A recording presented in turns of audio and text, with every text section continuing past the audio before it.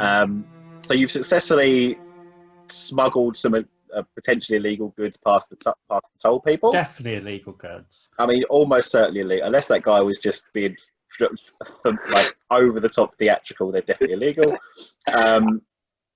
And you've been traveling. There's now part of me that wants that, actually. Yeah. It was all just a setup. You've now been traveling about 5 or 6 hours. The rest of the journey, there's a coach stop coming up soon. The rest of the journey is fairly uneventful. Nothing happens basically until you reach the coach stop.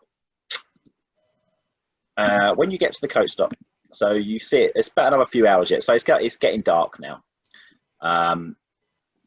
It's starting to get dark. You're about a few hours past the toll, and you can see up ahead. I mean, Rolled, you probably can't see it, but you see a building up ahead. And the closer you get, you see it's a fairly typical coach stop that you would see in the Empire. Mm-hmm. It's fairly small, but it's a very functional structure. Looks pretty solidly built. You guess there's probably room for about 3 coaches at most there. So it's not huge, but fairly, medium sized. As you get a bit closer, you see it looks a little bit in bit of disrepair the closer you get, but it's not falling apart. It's not too bad. And as you pull up as normal, you see a sign staked into the ground outside, quite hastily written. And it's not spelt particularly well, but you can make it out. So for those of you who can read, it says, "No Strigani, no Halflings." Oh, good old bit of Empire racism. Yep. And you can see what is a symbol of Verena hanging from it. Verena is the god of justice. Mm-hmm. The building itself is 2 stories, solid wooden beams holding it up. There is a smaller cabin outside. Looks like it could be for storage, but you're not quite sure until you get closer. Again, outside though, you can see 4 soldiers. And they are wearing the livery of Reichland, which is unusual. You've not seen, apart from the 2 you saw in town, they're the only ones you've seen. 3 of them are armed with spears.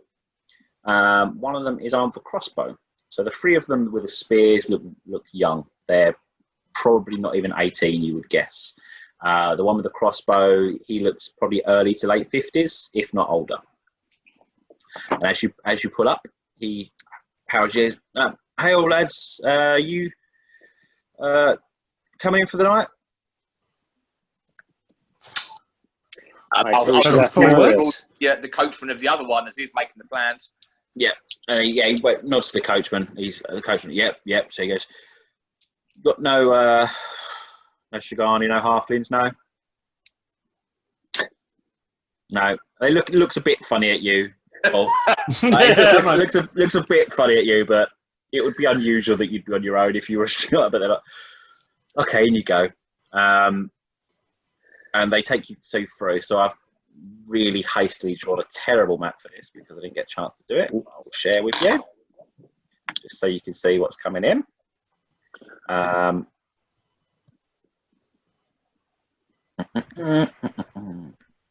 you go. Just so roughly you can see what's there. So that's the little cabin. Hey. Yeah, do you like it? It's perfectly square. The little orange dots are torches that have been staked into the ground, and as you approach, you can see one of the younger guards is just staking the last one into the ground. Basically, obviously it's night time now, so they're staking it out. The blue bit's windows. The blue is the windows. Sorry, yeah. So the same top and bottom. The doors there. So yeah, you take your horse into the stables. Tom, are you leaving your horse in there as well? Yes. I mean, I don't know where else you'd put it, but no. I'll put it back for him. Yeah, there's enough room for the coaches and for the stables, basically, for the horses. Horses. All the horses fit in there nicely. And yeah, you go inside. There's a coach stop. It's without wanting to sound like I'm doing you out of description. It is a fairly nondescript coach tavern. Roll a perception check. Others. A standard roll. Yeah, it's standard. Hang on. 70. I found. Half by 1 degree. Okay. 3 degrees. Anyone who passes notices there are also 2 other soldiers. They're hidden out in the woods a little bit. They're armed with bows. And they don't seem to be watching you. They seem to be looking out, basically. Mm-hmm. So by the time you sort of get in, you kind of tie your horses up, and Gerard says, "Oh, don't worry, sirs. I'll arrange for the board here. You'll be staying at the top. Of course, myself and Mr. Werner have our own spaces." And he goes, "I'll go and arrange that now." And he heads in, and Emmett, the older guy, the older guard, turns to you. He says, "We haven't seen anyone here for, well, a few weeks now. I'm going to be honest, it's good to see some other faces. Me and the troops just looking after this coach house for old Cole Franz while he goes off to the north. But took all his veterans with him, so it's just me and these other recruits here to hire it. Quite frankly, I quite like the job, really. Me and the young ones are entrusted with it, and it's not too tough, really. Could be worse, couldn't it? Well, we had a bear come in a couple of days ago trying to get into the food store, but that's about it, really." Yeah, we've only just passed through coming back and realised there's not a lot of traffic going out. What's going on with the lack of wagons? Just so much. I think, well, from what I hear from the last one that came through, is there's just it's so much money to be made on the rivers at the moment. It's safer to travel, easier, quicker. If you can afford to do it, then why not? Yeah, I can't swim though, so wagons for me. Well, if you can't, he goes, "Yeah, me neither. I never enjoyed the water." And he goes, "Well, anyway, we've got to finish staking these out, so I'll, as you were, sirs." Thank you. Takes you through. You go inside. Gerard sort of sorted your rooms for you and tells you to go upstairs, and to go upstairs. There'll be food and drink and stuff there if you want to. So it's quite late. It's getting quite late now. Werner's gone straight up to bed. He hasn't spoken to any of you. He's not spoken to any of you the whole ride. Don't hear the baby crying, which is quite unusual because it's been crying quite a lot of the way along. That's what I'm dubious about. It was crying for most of the journey, actually, which was quite annoying. Tom, you've actually so far ahead, and also your perception's so bad that you probably didn't hear it. Yeah. And Gerard sits and he sort of finishes his meal downstairs, but you can do as you wish. I want to go and speak to Gerard. Okay. Bert, rolled, helmet. I'm happy for Frank to take the lead on the chat, but I think I'm quite happy to listen in on the conversation as well with Gerald. Just fraternise with the recruits and generally.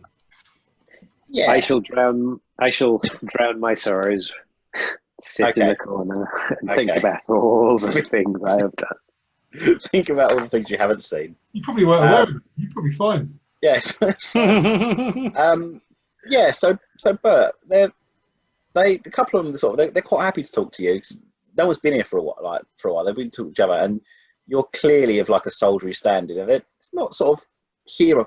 Oh, so what have you been up to? Where have you been? What have you done? Yeah, I'll just tell like stories, local militia stuff, like chase the odd sort of bandits out of the local area, and not like I imagine there's a lot of soldiering not actually fighting. It's just like showing up. Yeah. A lot of the army, especially right at the time, would be given guard duty, so they would do what the town watch do. That's quite common. It's either that or going off to get your head stoved in by 7-foot Norskans with giant. Like there's not a lot in between. Obviously there's clearing out beastman raids and stuff, but it's been quiet recently. That's not happened lately. So yeah, they're actually genuinely quite impressed with your stories. Yeah. But Yeah. Okay. So you get the feeling that they're actually pretty well disposed towards you. They're like, oh, well, that sounds it's certainly better than standing around here for every day. They've got a rubbish job, but they're quite well disposed towards you. They're quite happy. They're, maybe once I leave the army, I might think about taking up that. Oh yeah. Oh, thanks, Mr. They call you Mr. Vogelstone.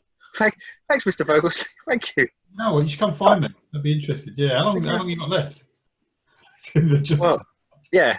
Well, until Carl Franz says that we can step down or more takes me, of course. Yeah, of course. Yeah, well, look, if you, let us know. Come and find me, and I'm sure there'll be interesting work for you. Here, you should speak to my friend. Do your reading. Do a little charm check, Adam. Charm. A little +20 charm check. No. No? Really, no. Do you want to do a little? With a fortune it. Do you want to use a fortune point? Yeah. Ooh. Bang on, 47 on 47. So yeah, so they are genuinely really quite well. And as soon as you said like it's a bit more of an exciting life, they're like, ooh, hello. And when he said about Carl Franz and more, his heart wasn't in it. Okay. I'll probably make my 12 silver quite obvious as well. Put your pouch on the. Just put my pouch on the. Literally. I've got some shrapnel here. Oh. Yeah. Okay, so while you're doing that, Nehemiah and Helmut, and I'm guessing Rold's kind of sitting at the table. Yeah, I'll get a round of drinks in and make sure he's got one. Yeah, okay. So Gerard, I was about to ask you to do that because I can't afford it. Yeah, you've got the same amount of money as everyone else. No, I started out with so less money than everyone else. Remember, I started off with like 2 cards. You've got 12.5 silver. I do at the moment, but that's like it's my stash. It is more than you've ever seen. Yeah, I don't know. I literally don't know how to spend it. Okay.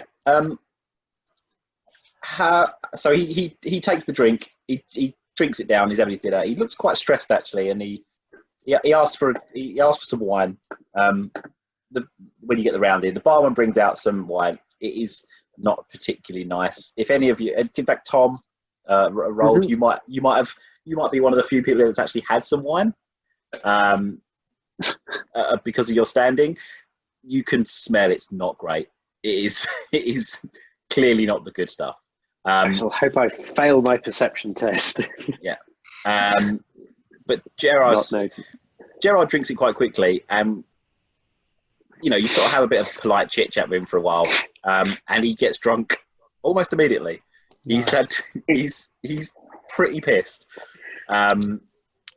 So how are you going about speaking to him? Is it just Jim? So once he's relaxed a little bit, I'll be like, it's been a really rough couple of weeks. Like you look like you need to unwind a little bit.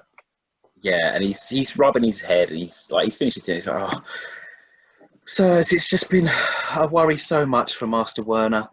It's just everything is on his shoulders, and I worry so much for the Master. And you can see he's sort of welling up a little bit. You really love him, don't you? Well, of course, I've looked after him, and his father when he was just a boy. I've looked after him forever, and it's so sad to see him this way. Especially, go on. And now 3rd generation's looked after.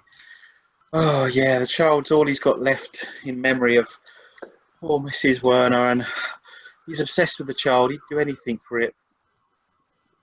He's like, roll a charm at +40 just to see what you're going to get out of him. Me as well, or just you can actually help. Actually, you can help someone else to sing. So you basically give +10 to it. So yeah, someone else could help do something. So you got +50 basically. So I need exactly getting the drinks in while we're chatting. Yeah. So I need to get under 97. I got 6. So that's a lot of success. Okay. So he is clearly he's had a few drinks. He's a bit teary. If he was at a party, he'd be sitting on the steps. He'd be sitting on the stairs, basically crying. Yeah.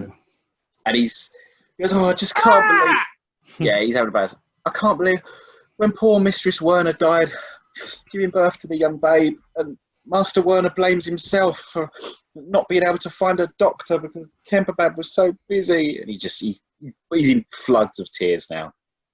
And he won't even let me look after the child. And I'm sure it's got a cough or something wrong with it. I'm no doctor. Does, and it's going to need a wet nurse. There's only so much he can do. I know, but he won't let anyone else. He won't even let someone near it. He's obsessed with the child. He loves it so much. And have you seen the child? No, not as soon as. Well, I was there at the start of the birth, but as soon as we knew we were going to lose her, he made me leave. Does he let anyone other than him look after the child or see the child? No, Master Werner doesn't trust anyone. Does he not even help you with like the baby's soiling? You help with the baby's soiling and that sort of stuff. Well, I wash the towels, obviously, but Master Werner looks after it himself. He just loves it so much, and it's all he's got left. He says he can't afford to lose another one. But he won't be able to afford the child if he doesn't get back to work and stuff. This is not a good long-term solution for him. He's blubbing now. He's just he's sad. I put my hand on him a little bit. Yeah, and he's genuinely touched by the hug. Like he's probably not had a hug for about 20 years. he's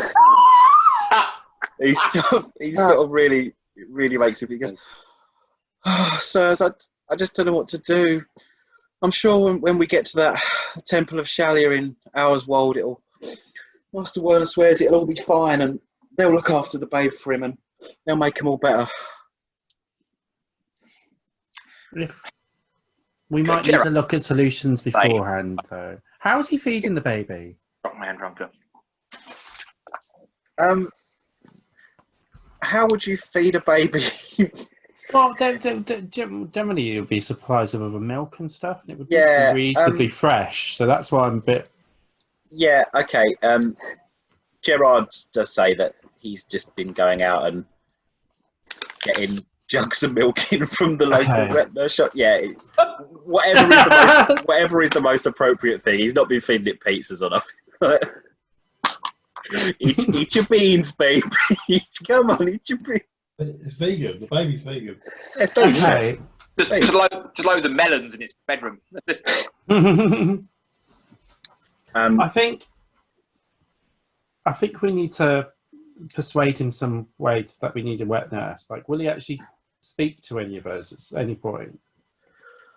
Maybe when we get to Auerswald, but he just wants to get there and get to the temple and get all this fixed. He's blubbing. Yeah. He's slurring his words. You know, your master is paying us very well, so we want to take the best care of him. Yeah, of course. But we're slightly worried because we went to the Garden of Moors to pay our respects, as we should. Now, Mr. Werner said his wife was a soldier, but we heard differently. Why would he lie to us about that? He blames himself for her death, sirs. He thought it was a much better fitting story for her to have died a hero and off somewhere else, not in her bed, blood pouring from her, crying for mercy. She did die a hero. She gave her life for another life. That is heroic ending, and don't you tell me otherwise. Everyone's crying. Everyone's welling up a little bit now. Like one of the soldiers is listening, and he's getting a bit teary as well. But there's like a little €1. That's maybe Nehemiah trying to convince himself. Yeah. Roll's not noticed. No. There's a particularly interesting squirrel outside. Right, I need to ask you a question, which might be difficult. I'd appreciate if you could try and answer honestly. Do you think he's believing the story he's telling now? Like this different version of how his wife left? Because that would be quite worrying. He looks a bit confused at your question, actually. And he sort of wrinkled. And it could just be because he's pretty sloshed. He's like, sirs, all I know is that he loves that baby and he'll do whatever he can for it. And he sort of, I've got to go to bed. And you see him he looks like he's had too many drinks. He's got a business I'll give him another little cuddle. He has a little cuddle, and you might have to help him up the stairs. Actually, I'll do that. That's fine. So you 'Cause help him up, we have to do that to Harold every night, so Yeah, that's yeah. when he's sober. you help him up the stairs, and his room is a small. If it is the dog's beds of rooms, basically, but it is a room on his own. And he sort of he unlocks it. You put him in there. Hell, I've just sent you a message. Okay, cool. Yep. Don't know where my phone is, but I will find it. Yep, got it. Okay. It's pretty late now. Pretty dark. What do you want to do? I think that we need to make sure that we get the payment from him before he goes to this temple, in case that baby can't be cured and then he loses his mind, and then we don't get paid. Okay, well, I'm going to go for a quick wander around outside, speak with any of the soldiers on watch, and then come in for the night. Check on my horse. Or, yes, I should check on my horse. Okay. So I'm just replying to Mark's little secret message. So as you go outside, there's only one guard out there. Mm-hmm. They don't really seem to be paying much attention to what's going on. They're playing a little game of marbles. They are the only guard that's out there. The rest, you would assume, are in their little hut. So, quiet night then. So I strike up a conversation with them. Oh, every night's a quiet night.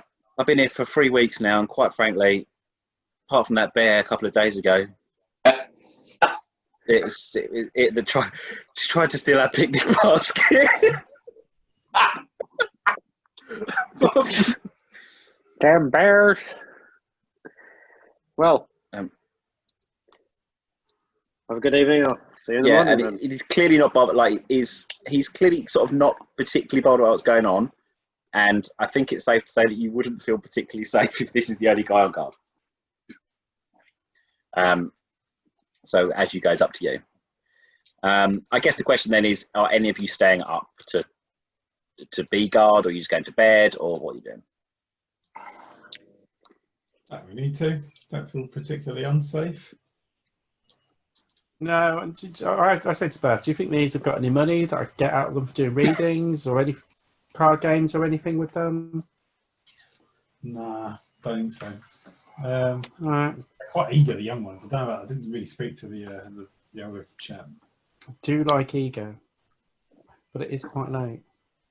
They might be up for gambling. They're bored, feckless, but Take it for all the money. might be able to take some of that. Those crossbows are pretty nice. You want me to gamble and win a crossbow? Is that what you're saying? I mean, you'd probably have to do pretty well to get the crossbow out. Yeah, I think that's a little bit out of my card sharking. If you want to try and do some readings or something, just gonna and be a bit social. Ed, do you want to do some gambling with them, maybe? Nah, I'm all right. I'm just he asked. Okay. So yeah, Paul, roll an interchange check. Standard. Yeah, just standard.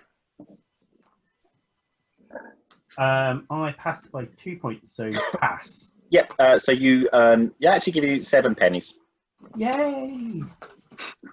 And then I'm guessing you head to sleep. 7 pennies. I have a Craig David and I go to bed. He has a Craig David, goes to bed. As the building burns down. Oh. There was no fire alarms.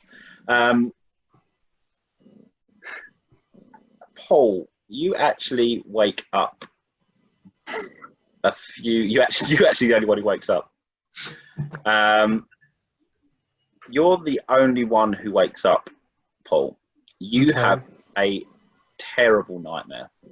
Have I lost Tom, or has he just turned his camera off? My camera's just off. Okay, cool, that's fine. You have a terrible nightmare. In this nightmare, you see a very small beast creature, and it gets closer and closer and closer.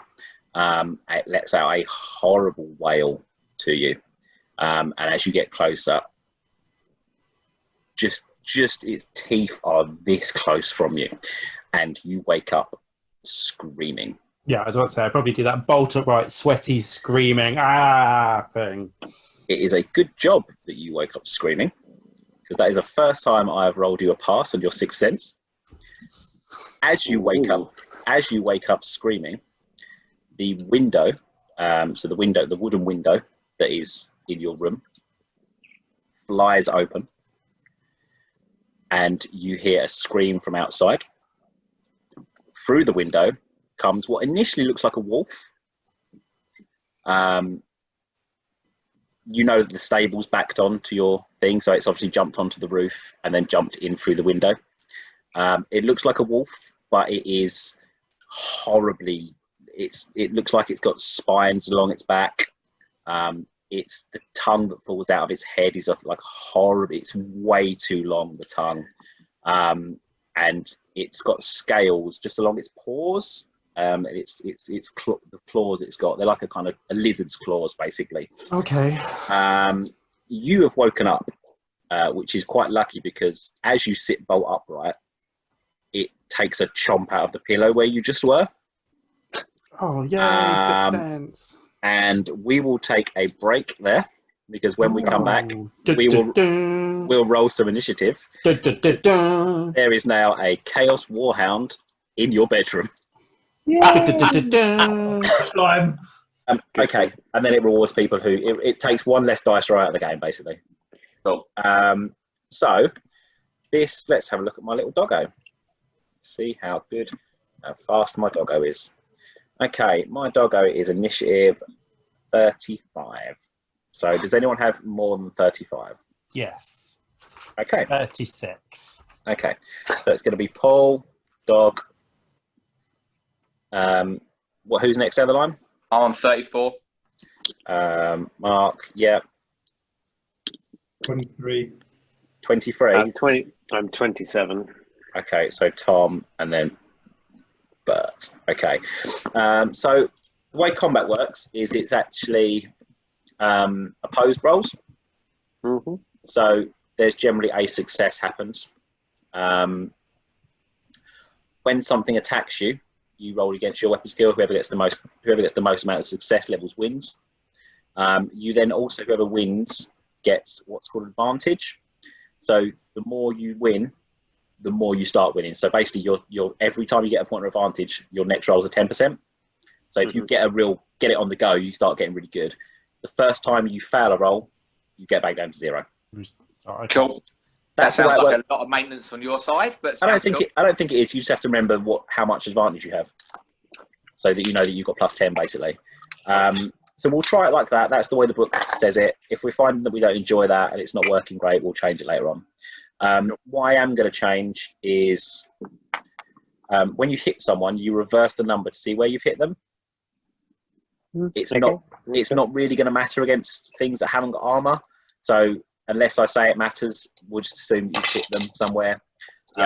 Critical hits, like I said, if you're just fighting mobs, critical hits will just kill them.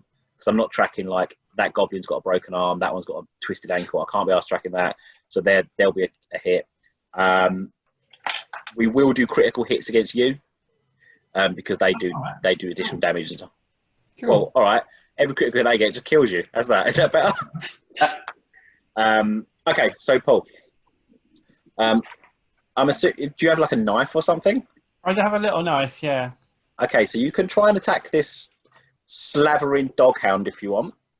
I'm assuming that because this is like a tavern, it's basically like we're on like straw mattresses on the floor type thing. Is that correct? Yeah, I think so. Yeah. Basically, I want to then jump out of the way, shout very loudly and forcefully, "Everybody get up now!" Yeah. And then pick up the straw mattress and have it between me and the dog. Yep. Okay, so basically what that is that's taking a defensive action. Then I'm always doing that. Yeah, so what that gives you is when/if the dog attacks you, you get plus 20 if you take a defensive action. So dodge, basically.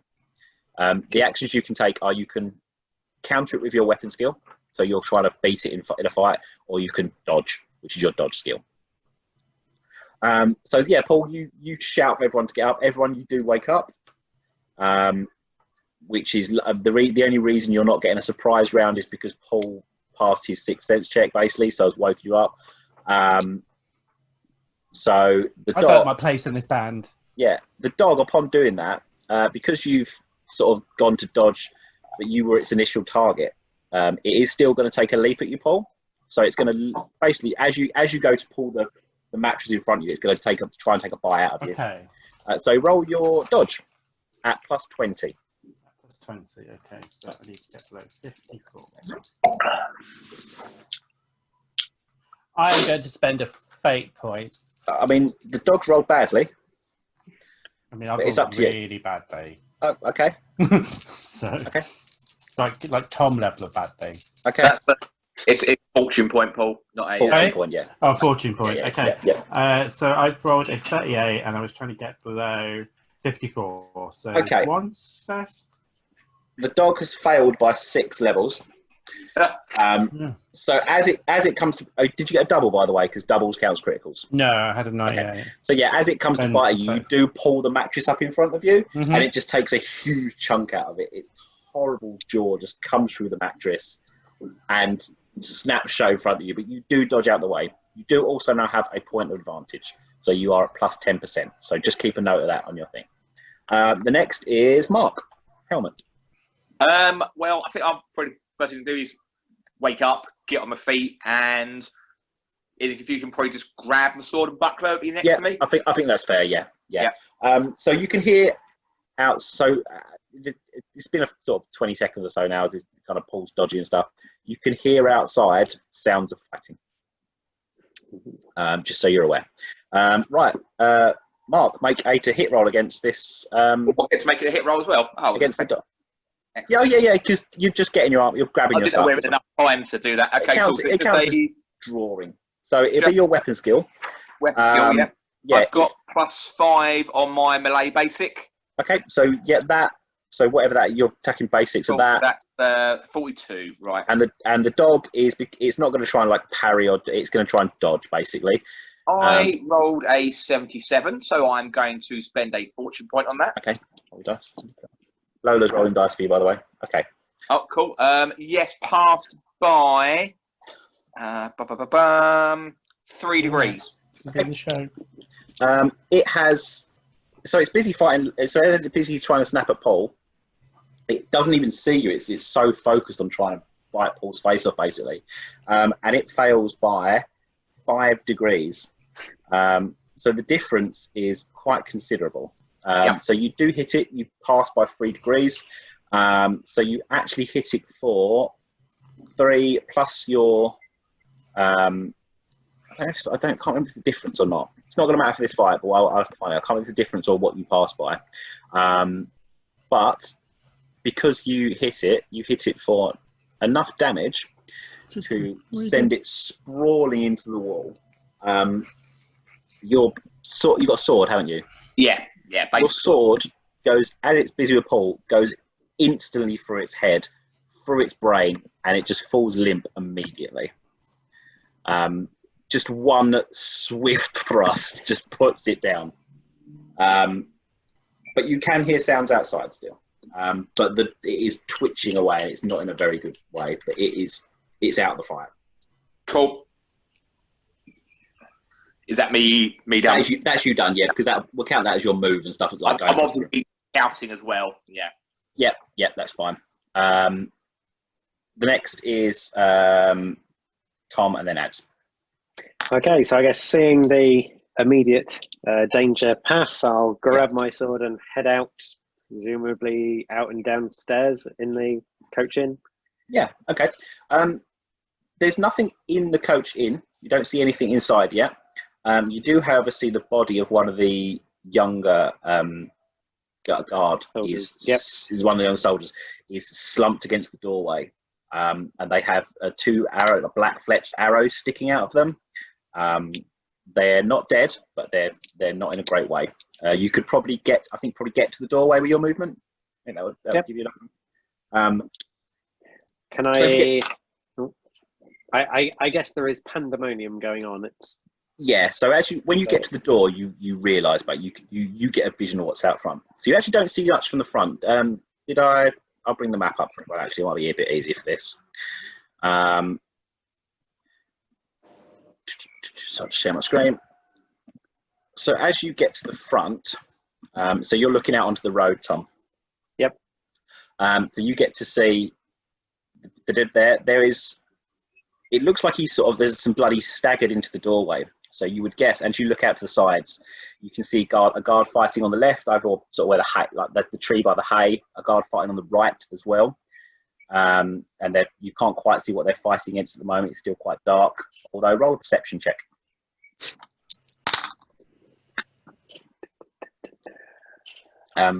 You can also, all of you hear the horse. Yeah. Just straight up. Yep. Okay. So you pass. So as you get to see, is it just straight up? Oh, just straight. Yeah. Just straight. Yeah. So I fail. Okay. So you can't quite make out what they're fighting against. No. But you can hear horrible bestial noises, grunting, and it's not a good sound that you can hear. It's actually quite common. You specifically have heard it before, actually, but you can't quite place it. But it brings a memory back to you. And you're at the front door. You can, however, hear the horses whinnying and crying quite a lot. Okay. Yeah. So just so you know, the window that it came in is the one just to the left of the C where it says coach stop. Oh yeah. Okay. Yeah. So that window, the window the dog came in from, is the one to the left where it says coach stop. It jumped up on top of the stables, presumably, unless it jumped straight through the window, and then came in through your window. Yeah. Just so you're aware. Cool. So that is Tom done. Bert. Okay, get up. Sword and Mason shield. Do you have a shield? I think I have a shield, don't I? I don't think so. Or not. Well, When are you going to try and buy one? go back to bed then. Okay. If you want, because you only wear a breastplate, if you want to forego your movement for this turn, I'll let you put your breastplate on. Get up. No? Sword, pants, march, charge down the stairs. Okay. So you're doing an actual run down the stairs? Am I doing no? Because I don't know what's on there. I'll get down the stairs and I'll see he's in the door and be like, Yeah. ready to go. Okay. So just do a perception check, please, Az.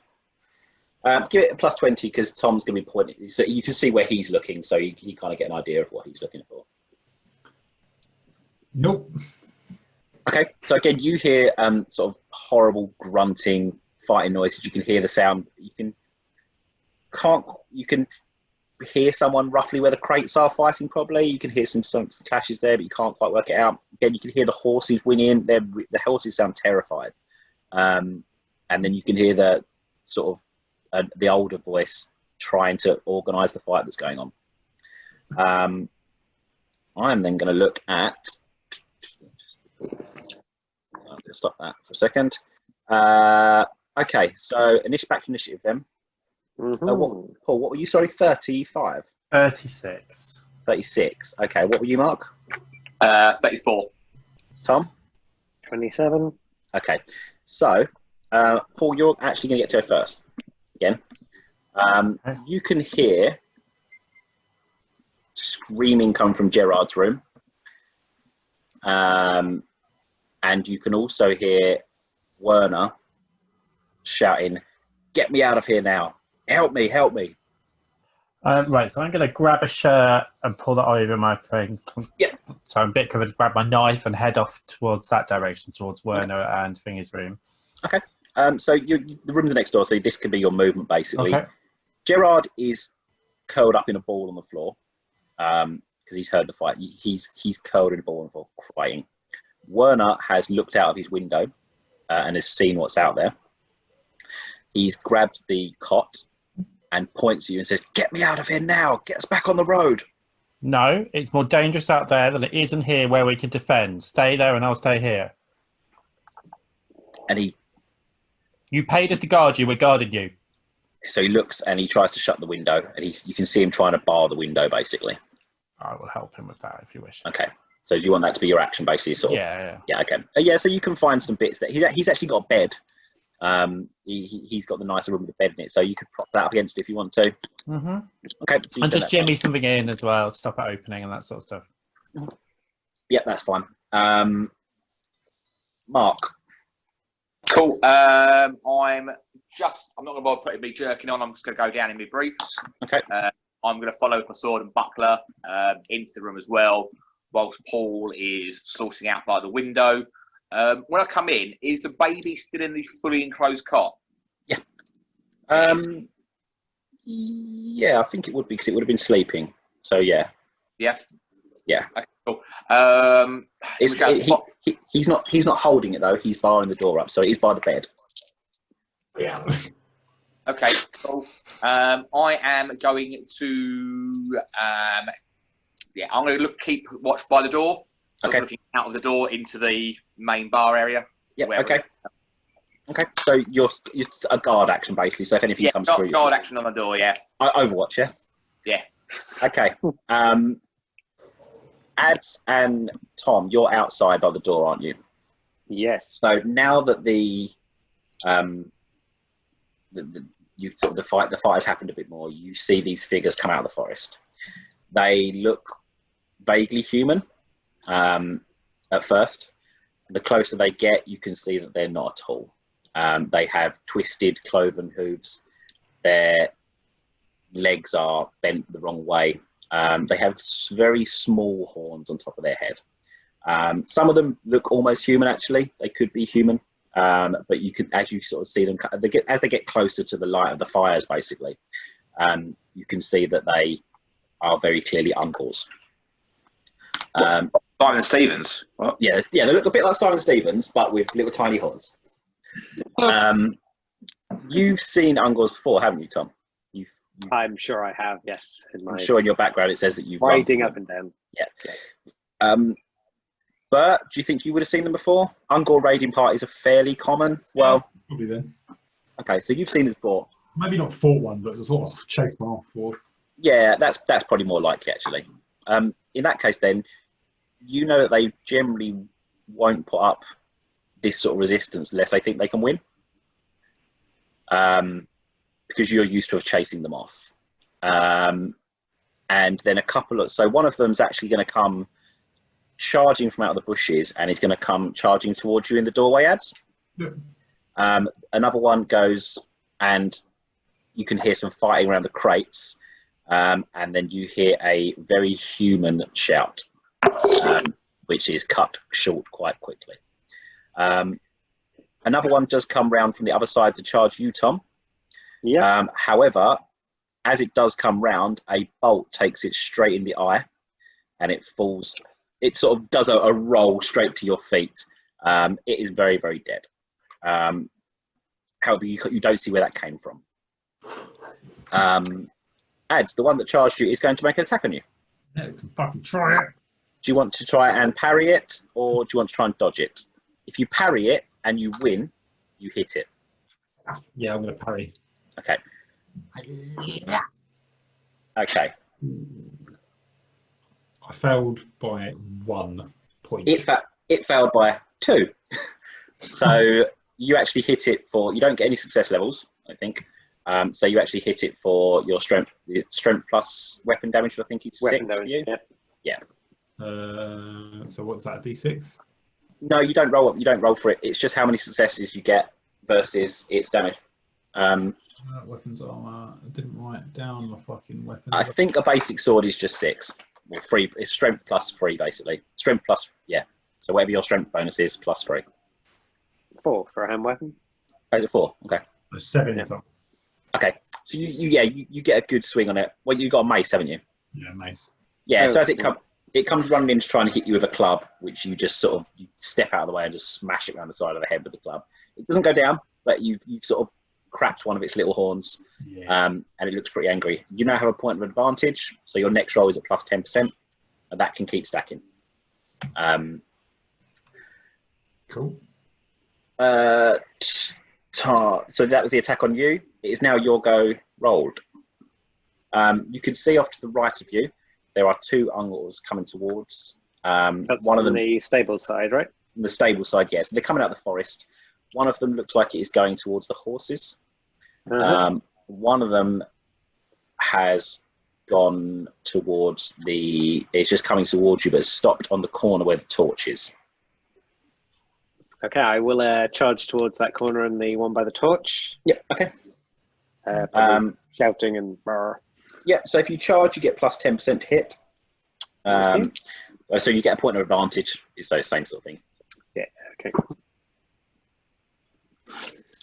Okay, so melee basic, plus 10. I pass with 2 degrees of success. Okay, then you hit it.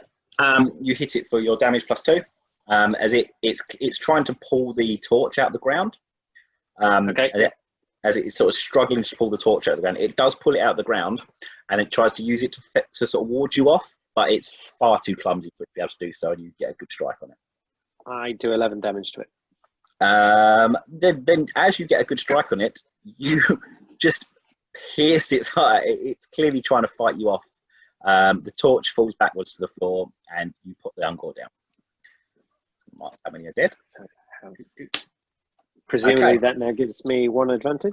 Yes, you are now on plus 1 advantage. You're actually on plus 2 because you charged. Uh-huh. Yeah, so you stack up basically. That's another thing we'll do, because advantage, there is no limit to it. But there might become a limit to it at some point if it becomes a bit silly. Yeah, I might cap it at 3. We'll see. Oh, sorry. Rounds of combat, you're still not beating it. Something's gone wrong. Yeah, pardon that. Sorry, if I charge one person, I've got plus 10 for the whole combat. Yeah. Okay. Combat builds is like an advantage thing. So like the better it's like the better your side keeps doing, the better it goes basically. So the more successful you feel. Yeah. Confidence. Momentum. It's now your go, Bert. Don't this little twerp. I'm fine, I suppose. Yeah, donk this little twerp. This little twerp he's not feeling well. He's going to try and dodge you. He's really not feeling well this time. We're at 22. Okay. You smash his skull in exactly the same place where you hit him last time. Just brains everywhere. There's blood up the wall of the tavern. You're covered in it. You're in your pants with your mace. And this thing is very, very dead. You want to use your movement to step out because you've just fought basically. I can charge another one. I'm feeling up for it now. You can't see anymore from where you are at the moment, so you can't charge anyone. But you can move. Right, he went one way. Can I go the other way? Yeah, that's fine. Yeah. So as you go the other way, you can see around where the crates are. You can see there is one of the guards with the bow, not the crossbow, because the old guy's got that. He is very dead. There is an Ungor standing over him, and the Ungor looks like it's just bitten his throat out. It's climbed over the crates, bit his throat out, and it just looks up at you as you come round the corner. You can also see another Ungor that is pulling one of the torches out the ground.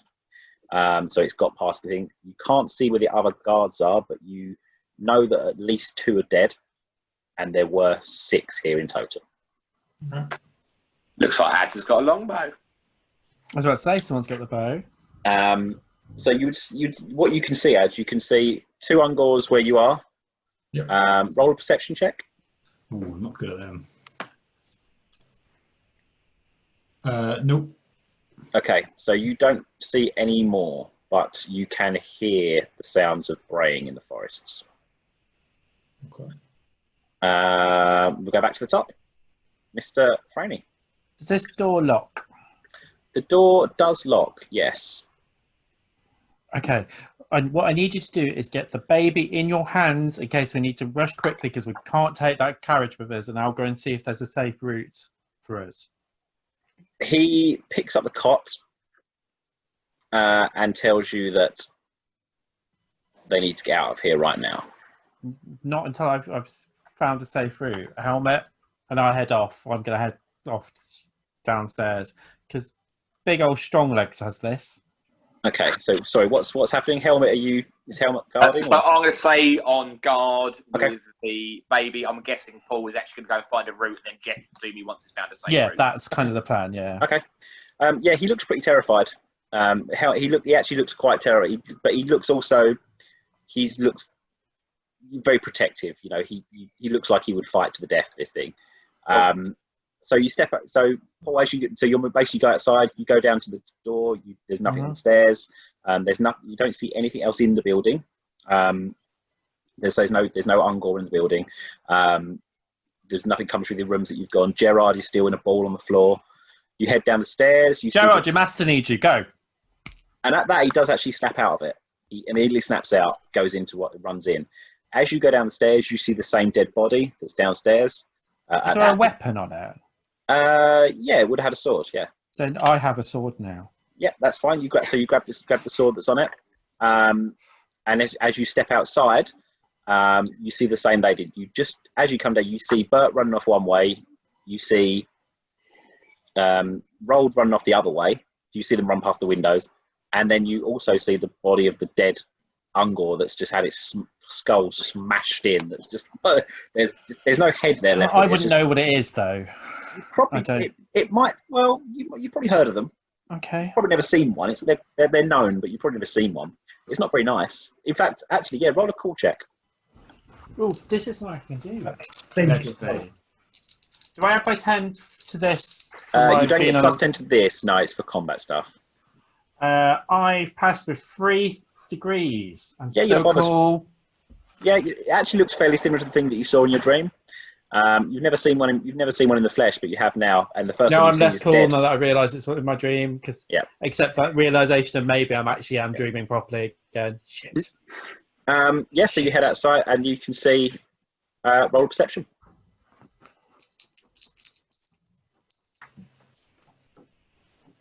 No, I just failed. Okay, so you don't see any other Ungor. There doesn't seem to be any on the road. And I'll give you the choice to get to one of the corners, either left or right. So out towards the stables or out towards towards the stables, please. Okay. So you get to the corner, you see Rold there. Rold is busy just putting one of the Ungor to death. And you can see there is another one that's heading towards the stables. Actually looks quite close to it. But other than that, that side looks fairly clear from what you can see. Okay.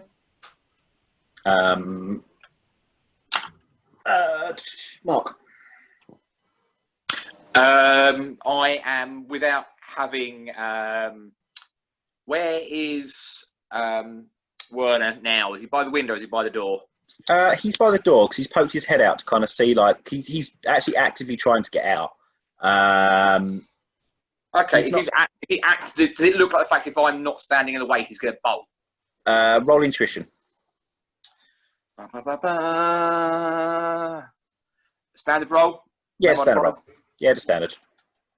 Actually, you're used to. No, get plus 20, and I'll tell you why in a minute.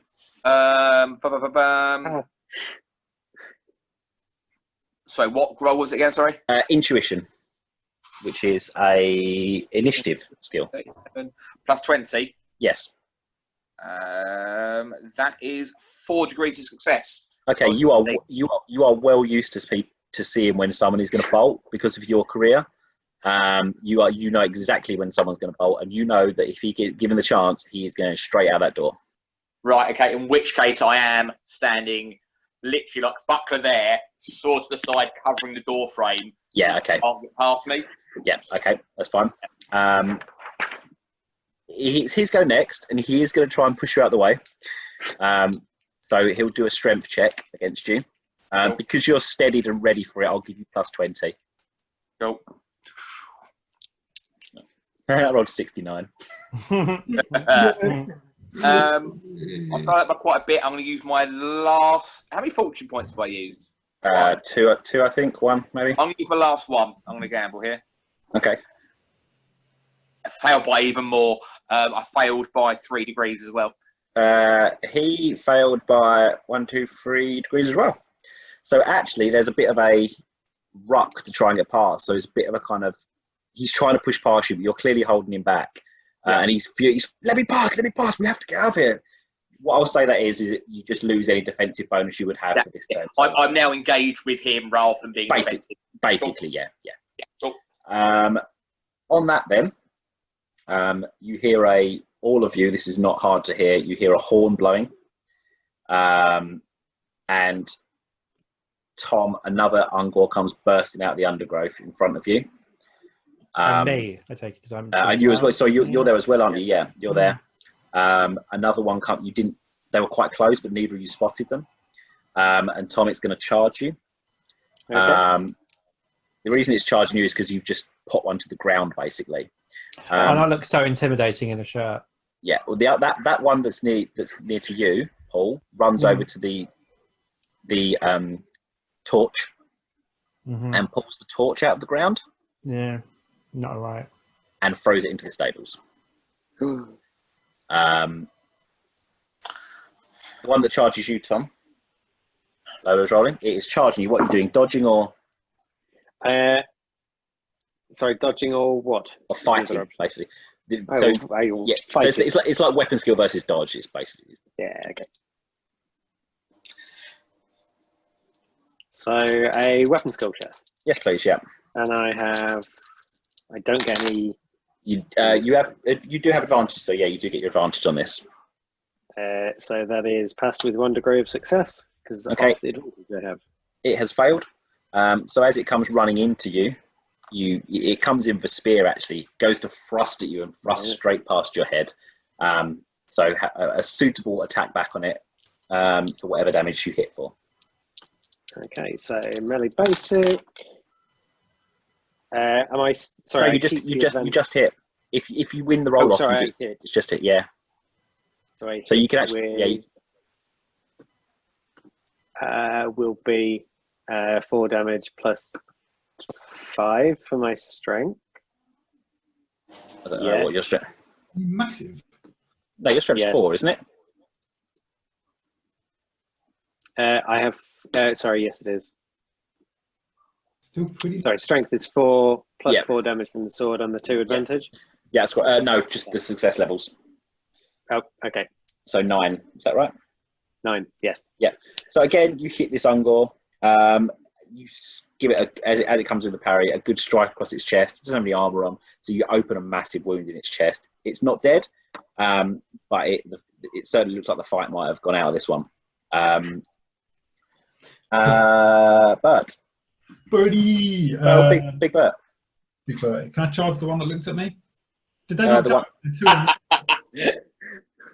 one that's pulling out? There's the one that's eating the corpse, and there's the one that's trying to pull the torch out of the ground. Did they not go before me? Oh yeah, you're right. Sorry. Yeah, they should have done. You're absolutely right. No reaction. Yeah. Okay, so the one that's trying to eat the corpse comes charging towards you. Well, actually, it's not far away enough to get a charge on, so it'll just come advancing towards you. Lowe's gonna roll that. So it's just got a little club. I'm gonna club it. Okay. Okay. It's Lowe's rolling the dice. She is rolling worse than Tom. Yay! 2 under 50. How much? Sorry. 2 under 50. Okay. So it's rolled 100. So as it comes charging towards you, you just drive your sword up under its chin. Just done. The mace. That's even better. Your mace. Yeah. He still pierces it with a mace. The mace just comes up under its chin, smashes its head backwards, and just breaks its neck immediately. The other one's going to come in against you as well. Maybe I should retire from dice. Actually, no, sorry, the other one's too busy pulling the torch out of the ground. So this is what he's doing. the other one pulls the torch out of the ground, and its turn is spent hefting that torch through the window. Yeah, I thought that would happen. Okay, my turn. Oh, hang on, it's my Get turn. him off for doing that. It's Tom and then Bert. Yeah. Okay, I am. No, he hit in his turn. Yeah, so I will attack the ungoal that I probably just need to finish off. I get 4 degrees of success there. Yeah, you definitely kill it. So choose how you would like to kill it, because it has rolled poorly. Strigani. So I will have a nice big upswing with my sword, cutting it from probably stomach upwards, and then I'll press on. Nice. Yeah, so you've got your movement basically if you want to. So I'll head towards the stables, I think. So heading around towards, because we saw one. Hang on, One of them threw the torch that way, didn't they? Yeah. So one of the torches went into the stables. One of them just got through the window. And there's still the one that just threw the torch into the stables there. Yeah, its turn was pulling the thing out of the ground and throwing the stables. Yeah. Okay. So, are you charging that one, Tom? Did you say? Sorry. Oh, you thought the one. So I guess before, I fought one, and I'll just keep on moving around. Yeah, you can move to engage not basically. charging. So as you move around, you see that the stables have started to catch light in the corner. Just where it's basically thrown it onto a bale of hay that's in there, and it's directly on your horse, and it's the one that's against your wood. What is against the wall, basically, of the building. Yeah. So your horse is also in there, by the way, and it's on fire and dead. It's glue. The horses are now really panicking, actually. So you might need to calm them down and stop them from bolting. Make some form of a leadership role to try and rally people this way. Yeah, okay. To what I perceive as being the slightly more important side of the fight right now. Yeah, I think so. Yeah, roll. Is it leadership? Might be a skill. Yeah, leadership. Yeah, skill. I think so. Yeah, leadership skill. Yeah, I don't do too well on that. I think I'm too busy shouting to make any coherent sense. Yeah, I think it's too busy. The fight's it's a bit still chaotic. It's been less than a minute really, maybe a couple of minutes, so it's still a bit chaotic at the moment. That's fair. Mr. Vogelstein. I charge the naughty arsonist Ungor. Yeah, it's the little naughty arsonist. He turns to you.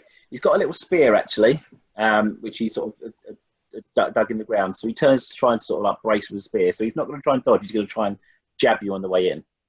Right, so roll your. I realise I haven't been doing their toughness to try and take the thing off, but it doesn't matter. Roll your dice to attack him. 30 under 50 plus 10 for charging. Plus 10. Oh no!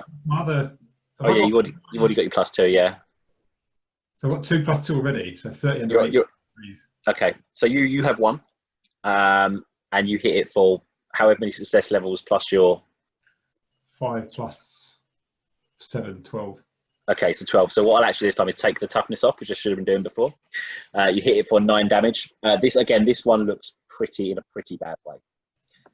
It's not down yet, but it doesn't look great. Remember, if you get any criticals, we're just going to kill them. So, back to the top, Mr. Frame. I'm going to follow Raoul's lead and try to leadership, like rally people around this way, particularly because the guard I've been playing cards with and that sort of stuff, so they know my voice a little bit more. Yeah, as far as you're aware, he's not dead, so you haven't seen him. I'm going to try to avoid the baddie, head towards escape. I'm looking for like a hoe, whatever they use to move the hay with, to try and drag the fiery bit of hay out the stables. Yeah, there might be one in there. Yeah. I think you could probably go in. I mean, it's starting to catch fire because it's hay. It goes up quite quickly. Yeah, that's why I want to get it out as quickly as possible. I did think about stabbing the baddie, but I'm quite bad at that. Yeah, roll a perception to try and see if you can see something in there because it's quite chaotic in there. There's 2 coaches and a spare horse, and there's fire. It's not great. Okay, no. Yeah, you don't see you don't see one. It's sort of slowly filling with smoke and stuff in there now, so that's probably why. Okay. But you can attack the Ungor if you want to. I'll give it a go. I'll charge it then and give it a go. Yeah, you don't see anything, so give it a little stab. It's going to be awful. So do I get my 10 on for the charge, the 10 that I've already got for the mattress you do, shenanigans? Yes. Yeah, because you're having a good time. When you say that... You're carrying the mattress around. I'm going to re-roll that one. Okay. I'm glad I have 4 14 points. Ooh, okay. I got 2 degrees of success. Okay. Which for me is very good. It didn't get that many, so you hit it for 2 plus your strength plus your weapon damage. So strength would be another 2 because it's just the 10s, isn't it? Yeah. So 4 plus 4 because I tea-leaf that sword to 8. Yeah. So 8. So you strike it a bit of a blow. You're not particularly well versed at fighting. You don't really know. You don't really know what you're doing. I think I just charged it like it was a spear at it. Yeah. And it sort of steps out of the way, but you do get a good sort of gash down its side. It looks pretty pissed off at you now, though. And it turns to you and sort of screams in your face. Up this close, it stinks. It is a smell of wet fur, like the worst BO you've ever smelled. It is not good. And you can still hear a sort of a horn off in the distance. Mr. Holmes, what are you doing? Werner is actually trying to get outside now. He's like, yeah. I'm going to think probably a more sensible thing is to not actually have a fight with the guy I'm protecting, but I'll go with him and tell him to stay with me, and we'll start heading towards the door. Yep, okay. So between the two, you'll get down through the door, same as everyone else. You get to the door, basically. Now the fighting's a bit closer. You can see what's going on because they're quite close to the gates now. The door now, sorry. There's a couple of dead ones right outside that Tom and Ads pay to. You don't see them fighting, but you can hear them around the side somewhere. There's a torch on the floor. You can smell burning. You can hear horses whinnying. It's pretty chaotic outside. It's all gone to shit. It's not gone great, yeah. Better than if Paul hadn't woken up, though. Yeah. So you get down there and you can see there's actually nothing between. You can't see any Ungor apart from the dead ones. So that's your move basically to get to there. But again, you can take like a defensive stance if you want to, so that you're. Yeah. I'll be sort of bodyguarding style. Yeah. Okay. And now it's the Ungor. Roll. So one. Roll those dice. Mark, next to you, an arrow smashes into the door frame beside you. It's not a particularly accurate shot, but you reckon they probably might hit next time. It smashes the door beside you. And Mr. Wackler. Oh no. You get hit by an arrow. Wackler. It is going to hit you for 7 damage minus your toughness bonus. So 4 damage. Okay. Yeah. So you don't see where it came from. So obviously you've still not had. I actually do a perception because you might have seen it last turn, I guess.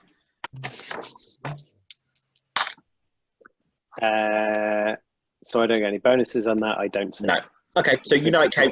The side that it came from, and it's the forest off to the side of the stable. It's that side basically, but you just get hit. An arrow just comes smashing into your shoulder. It really hurts. The arrow doesn't. It's not particularly well made, and you can see it looks quite filthy, to be honest. That's there. Go. The little one that's alive against you is going to take a swing at you. Oh, all right. He's rolled 14. Oh, is it at the end of Big Bert? It's not. He's got a 16. Also, Tom, your advantage is now gone because you've been hit. Yeah. What did you get, Ads? 16 under. Do you get 1 for every combat you win? Yeah. So 16 under 90? Yeah, I'm going to cap it. I think I might cap it at 3. So 16 under 80 then.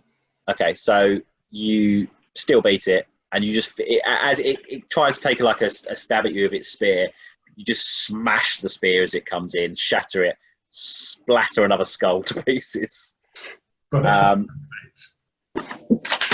see off to the side of you, you hear a scream, and you see the old guy just get hit in the chest by 2 arrows. Crossbow Dad is dead. Crossbow Dad has gone down, but but his crossbow still there. It is. He's sort of by the side of the cabin. He's fallen. You can't. The only other person you can see is the other young one, who is sort of as they step back around the cabin side, as you see the old guy get hit. So the same sort of time they step round. That's the only other person you can see. Okay. And they're kind of like dodging basically, and they just shout to you. There's at least another dozen out there. We've got to get out of here now. Yeah. I don't think we'll beat them. Right. So can I get to him in this turn? The old guy. Well, he's dead, isn't he? He looks pretty dead. Well, he's dying. He has been hit. Yeah. The cabin's the only building that's not on fire. So I'm going to suggest I'm going to run over. I'm going to get in the cabin and try and grab the old man. Can I do that? Yeah, you could drag him around. Just do a strength check to see how easy it is for you, basically. But you should be able to drag him. No, rerolling that 95. 46 is still a fail. So yeah, he's gone completely dead weight, and you're trying to drag him presumably one-handed because of your mace and stuff. So you can't quite get him rounded. I mean, you could spend a bit more time if you wanted to, but whether you want to spend time trying to drag it is up to you. How alive is he? He's bleeding out. Without medical attention, he's going to die. Could I give him that? Am I trained in, like, I've got heal or anything, but could I stop? Do you have first aid or anything like that? Is that would I have any idea of how to stop him dying? I don't think so, because you don't have any of the skills that you would need. Okay. There's no basic, unless you have like heal or anything like that. No, none of us have that. I don't think any of you have that, do you? No. As I'm dragging him, I'll say to the young one, "Can you save him?" And then, like, as I'm trying to drag him, the young one, you know what? The young one will actually try and give it a go. Oh dear! He's got ghosts in his blood. I need to bleed him. So as you do, you ask him, and he's like, "Yeah, I'll give." Basically, he just does what you tell him because he's sort of so in awe of you, and also he's panicking. Yeah, and he just pulls out the arrows without really thinking what's going on. As he pulls them out, thick blood bubbles out for about 4 seconds, and then no blood bubbles out. Because he rolled 83. Yeah. Oh yeah, I got this. Let's give it a go. I'll just look at him and be like, he couldn't be saved. Get in the cabin. He's like, what? Why are we getting in the cabin? We've got to get out of here. We're not going to beat them on foot, I don't think, are we? They've got hounds. You do have a coach. You can't just, it's not like immediately ready. We have to, it takes 2 minutes to, like, get the horses attached to it and stuff like that. 1 minute. I'll push the coach. I've got big legs. It's all right. I'll push it. I'm pretty sure they would have left them like attached to them to sleep. They wouldn't. I'll disattach them. All right. Well, they're disattached then. All right. But we're dead. All right. We're dead then. So that's like going, I'm going to leave my horse like handcuffed to his radiator for the night. 1 minute. Okay. Really right. Well, there are 5 horses then. There are 5 unattached horses then. But... All right, we'll get in the cabin whilst they're shooting fucking arrows at it. Yeah, okay. We'll make a run for the horses. Okay. Would they be able to hear me? I'm not so far away that lot couldn't hear me. No, they'll hear you, yeah. Right, I'll shout then. Yeah, get the horses ready. Okay. Yeah, if you want to, yeah. So you hear him. Get the horses ready. Or do I? Well, you do, yeah. Oh, no, you don't. You don't. What Tom hears is kill the horses. So, ready? All right. We'll do one more round, see how it goes. Mr. Frayne, what would you like to do? Did mine not attack back? He didn't. Did he not attack you? He didn't attack, swing at you, right? Okay. He's rolled 30, so he has just hit you, I think. So I do have my advantage stuff to my dodge, don't I? You do, yes.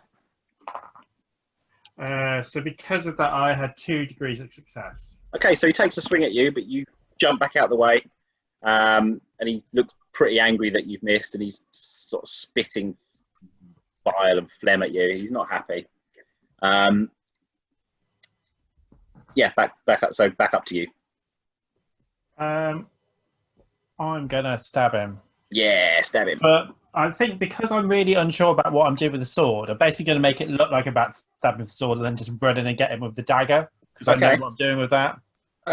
You have to roll. There's skills like ambient fighting stuff. Mechanically, it probably makes me worse. Yeah. Okay. Yeah. Okay. Cool. That's fine. Okay. So you're trying to sort of show off with, like, you're trying to trick him with your dagger and stuff. Yeah. Yeah. Because I don't know what I'm going to do with the sword. I'm likely to slide post with my own calf or something. So. Yeah. Okay. Oh, 8. So quite a bit. So there's 30 plus 30. So that's 16. I rolled an 8. So okay. I mean, it's good that you did roll an 8 because he rolled 3. So yeah, so it does actually put, you're going to be at minus. I think you're at minus like 30 because you haven't got the ambi or 2 fighting thing. But I think you still win just because your bonus. It is a just win. So you managed to hit sort of. It sort of looks a bit confused as to how you're trying to fight it, because you're clearly not doing what it expected. Which is I don't just know what I'm doing. Which is just enough, because as it looks confused, you manage to just get your dagger up, just in its neck, and probably look quite surprised at yourself. You're like, oh, that worked. Yeah. Mr. Mark. Cool. So I'm at the door with Werner and the baby. Yeah. What can I now see? So you can see some roll perception.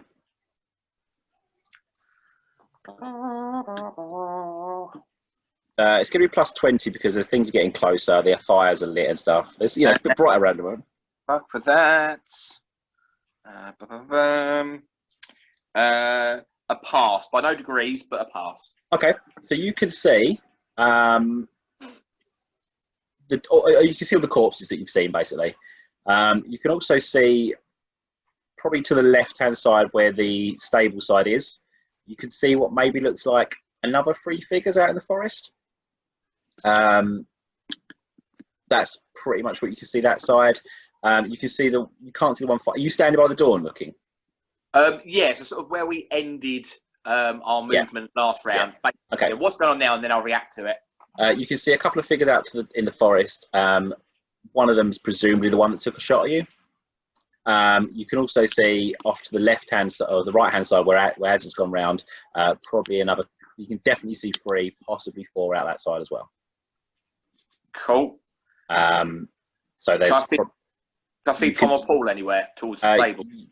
If you want to go around the side and have a look, you've got movement, basically, yeah. I will Yeah, shout to come round that's help the you. idea of where we're getting out to. So that's where I'd assume the others be working their way towards the horses. So yeah, you can see round. Yeah, you can see round there. There's you can see Paul around there fight. He's just somehow managed to kill something. Tom is quite successfully shine through, stabbing things left, right, and centre. Although he does have an arrow sticking out of his shoulder. You obviously can't see Bert. Cool. In which case, yes, I'll go with Schneider towards the horses where these two are. Yeah. Okay. So your action basically could be moving up, and do you want to start readying them? If I can get there, yes, I've got animal care, so you can get round there, and your movement to get round there is fine. The perception's a free action, so your action basically would be to start readying them. There's no Ungar in the way because Paul's just put it to the side, basically. Then yes, if I can get the horses up and start readying them, then yes. Yeah, roll animal care. Not normally you wouldn't have to, but because it's like a bit of a stressful situation, just to see how successful you are doing it, basically. What characteristics does animal care use? It is going to be Dex, I think. Tom, do you have it on your sheet? Animal care is initiative, intelligence. Intelligence. That's right, cool.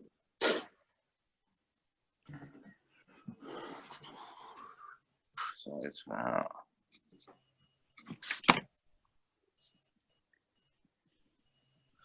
oh, that is a fail on a 66. Okay. And I have no fortune left. Okay. So you start organising which one would you have started on, the front or the back cart? Probably actually, putting myself in the shit here, probably the back cart where our stuff is. Yeah, okay, fair. So you start getting on with the cart. It's actually the bigger cart. However, as you start doing that, doing the reins, you actually manage to snap one of the buckles.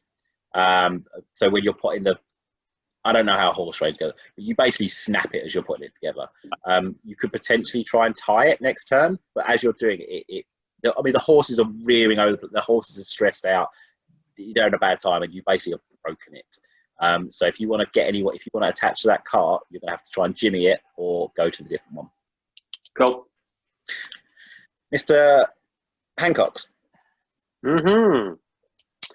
Okay, so there was one I was fighting, was there? You've killed that one. Oh, okay. You're free at the moment, apart from the arrow sticking out of you. It's an arrow. I'm sure I'll be fine. Yeah, you're fine. You got this. Sorry, right. So there are none around me. There are some obviously shooting at us. I am going to enter the stables, and I am going to try and get up on my own horse. Okay. Yeah, I'm not going to make you roll to get on your own horse. Okay. So you can get up on your own horse if you wish. That's probably your turn though to climb up. That's your move. I was thinking that's it. Yeah, but so you can ride it out basically if you want to. You can get it out. I think that would be my intention. I shall get ready to ride out. Yeah, next round. Well, you can ride it out. But you can get it out of the stable basically. But I think that's about it. Some dramatic fashion. Yeah. The Ungol, however, there's none around that adds. One of them, you don't see it as none of them come towards you. You don't see any more in your turn.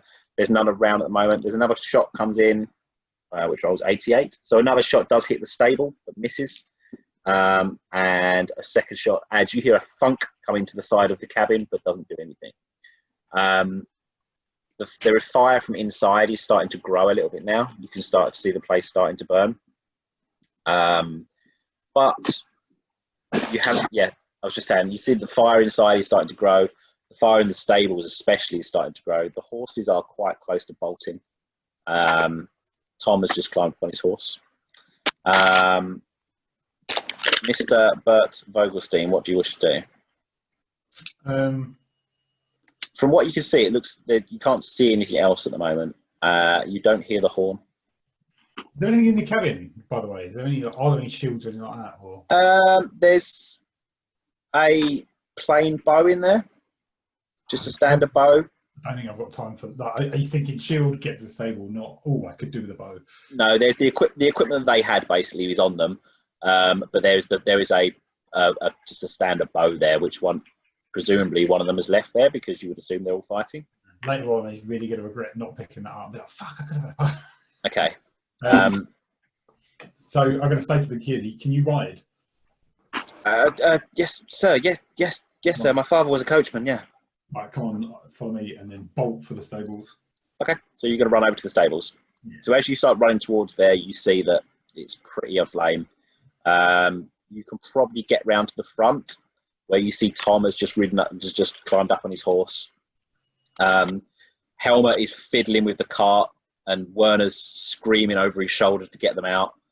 In doing so, sorry. There's 8 of us and 5 horses. So some people are going to need to double up. Yeah, the child is screaming. Werner runs to make a dash out, and almost runs flat into an Ungor that has just kind of jumped out of the bush. And it looks at Werner, raises an axe, and we'll leave it there, I think, for the evening. Bum, bum, bum, bum, bum, bum. Next time on Adventures in Warhammer Fantasy Roleplay. A baby gets an axe in the head. Yeah, let's leave it there, and we'll pick up from the middle of this combat next time. I think that's a pretty good time to leave it. I don't want to drag this combat stuff out for too long. So, so you're a bit battered up. Your gear's inside, or some of your gear's inside, whatever you don't have on you. Yeah, I was going to go and get that next. That's the plan. The stable's on fire. Mark snaps the easiest way for you to escape. Bert's doing all right. Bert's been having it. Bert's covered in blood. Bert is covered in blood. The night air, just he's just into the forest. Yeah, he's in his pajamas, covered in blood. He's off to join them. He's going to become one of them. That's it. He's off. Yeah, so we'll leave it there for the end, and I'm going to stop our record.